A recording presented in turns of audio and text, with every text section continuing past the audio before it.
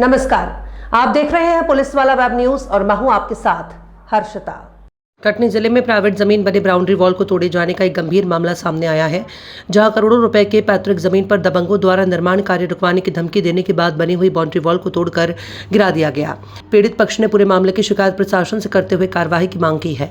मामला कटनी के माधवनगर थाना क्षेत्र का है। बरगवा निवासी पैट्रिक डन ने कटनी के एडीएम और तहसीलदार को लिखित शिकायत सौंपते हुए आरोप लगाया है कि उनकी करोड़ों रुपए की पैतृक जमीन जो LIC ऑफिस के पीछे स्थित है, वहां कुछ असामाजिक तत्व लगातार निर्माण कार्य में बाधा डाल रहे थे।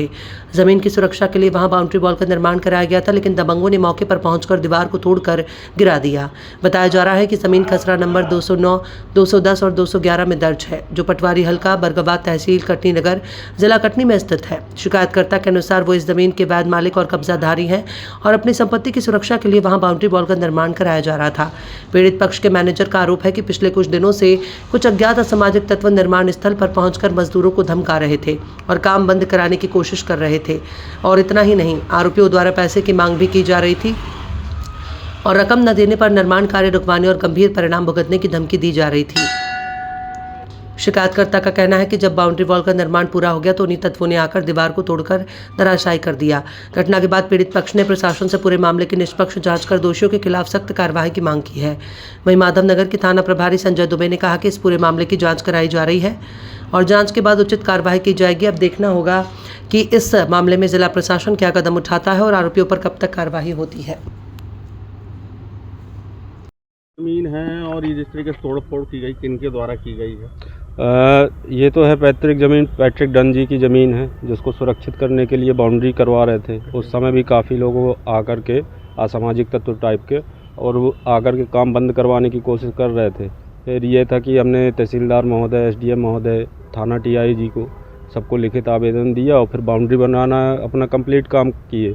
उसके बाद में कल रात में जो तोड़फोड़ किए तो हमें आज सुबह जानकारी मिली। आप क्या कार्रवाई की?